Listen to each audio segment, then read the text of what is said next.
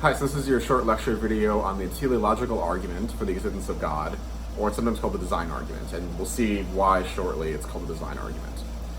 Okay, so suppose you're walking down a beach, all right, and you see a rock on the beach, okay? Question, does it seem like something designed that rock? Or in other words, did some human in their basement make this rock and then run over to the beach and place it on the beach? Probably not, right? Probably doesn't seem to be the case, okay? But why? Well, I mean, rocks aren't terribly complicated, right? I mean, they're pretty simple, actually. Not just that, but rocks just, we know, just come about from nature, right? They just come about from, you know, whether it's something falling from a hill or sediment or whatever, okay? We just know rocks come about by nature, okay? Doesn't seem like anyone like made the rock in their basement or made the rock in a factory and then ran over and put it on the beach, right? You just look at it and think, oh yeah, it looks like something that just came from nature, right? Just that rock. Okay, so rocks don't seem designed by anybody, okay? Now suppose you came upon a watch on the beach, okay? Would you think the watch just sort of came about from nature? Probably not. Well, why? Well, watches are really complex, right? They're very finely tuned devices such that if one little thing gets messed up, the whole watch gets messed up, right? If you open up a watch, you'll see all sorts of little tiny gears and little bars and stuff like that, right? And all the things in that watch, this is a really crucial point, all the things in that watch seem to serve some kind of purpose, right? The reason why we don't think watches just sort of form out of nature is because for that watch to work, it's really complicated, right? And nature doesn't seem to be capable of producing things like that such that it makes a watch, right? It's more fitted to make things like rocks, okay? In any event, so each of the little things in the watch seems to have a purpose, okay? But how did those things in the watch get there? It doesn't seem like it's from nature, right? It almost seems too intentional and purposeful, right?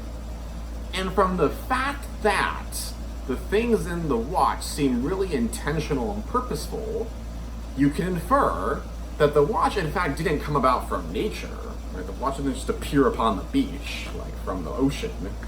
Somebody made it and put it on the beach, okay? And not just somebody, but someone who's intelligent made it, right? And when I mean intelligent, I mean like a human made it, okay? Maybe they're not like, they don't have a high IQ or anything like that, if you think IQ is a measure of intelligence. But at the very least, it's not like a monkey made it, right? A human made it, all right? Okay, so because of the fact that the watch seems to have lots of really purposeful things in it, and it's really complicated and fine-tuned, we can infer that there's a designer for the watch. All right, so with that in mind, now let's think about the universe and let's look at the teleological argument here. Okay, so the first premise of the argument is that the world appears to have been designed. It has the features of things that we know to be designed. Okay, so where is this coming from? Okay, well, think about the world, right? The world is also really complicated, right? And there's lots of things in the world, just like in a watch, that seem to be very purposeful, right? I mean, just look at the human body, right? Our eyes have a very particular kind of purpose, allows us to see things, right? And they're really, really complicated, right? I don't know what you know about how the eye works, but it is maybe one of the most complex organs in our body. Okay, maybe not as complex as our brains, but like, it's definitely up there, okay? It doesn't seem like, just like for the watch, the eye just sort of happened, right? It seems really purposeful. Our heart is very purposeful, right? It's to pump blood. Look outside the human body. Take a look at things like maybe trees, right? Trees also serve a kind, well, parts of trees, I should say, serve a certain kind of purpose, right? They filter out the air and they filter out carbon dioxide from the air and produce oxygen, right? There's all sorts of things you just find in nature that all seem very purposeful, just like a watch, okay? So, the world as a whole seems to have all those kinds of features, just like the watch, okay? So that's how you get this first premise here. The world appears to have been designed. It has features of things that we know to be designed. Okay. So, the second premise is that we know that things that are designed have designers. Okay. This hopefully is pretty straightforward, right? If we know something's designed, then someone needs to have designed it. Okay. The third premise is that we have good reason to think the world is designed, because it appears that way, right? So again, this is kind of going back to the first premise here, but just look around the world, right? Just like with the watch, how complicated and fine-tuned and purposeful everything is, you can see the exact same thing in the world. Again, on the human level, you can look at the level of nature, pick out anything you want in the world. That thing serves a purpose. And in fact, the universe as a whole, right? Think of this. If gravity, so gravity on Earth, at least, I should say, gravity on Earth accelerates at approximately 9.8 meters per second, okay?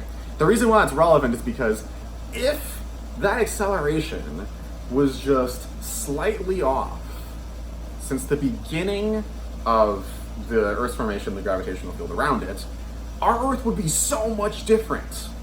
It'd be so much different, okay? And on a macro level, when you look at the entirety of the universe, right, if one little thing, like how gravity works, for instance, let's look at the macro level on the entirety of the universe, if that was different, life might not even exist, okay? So it seems really fine-tuned and purposeful that gravity is the way it is, not just on our planet, but also on the sort of scale of the universe, on a macro level, okay? So, that's the idea behind this third premise here.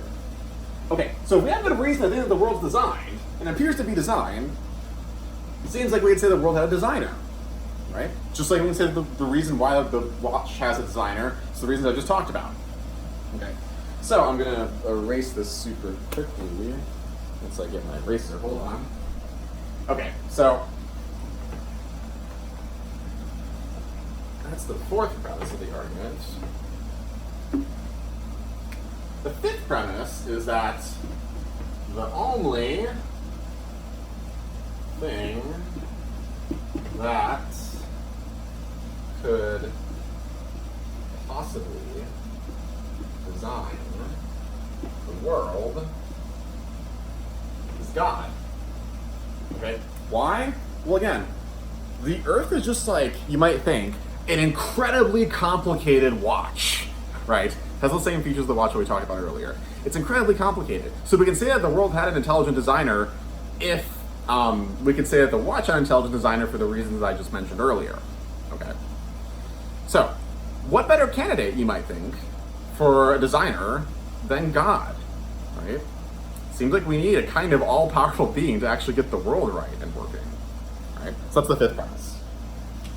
So, from the fact that God is the designer of our world, we could conclude that God exists because if God designed it, well, God needs to have been around to design it, so God exists. Okay. And that is the teleological argument for the existence of God.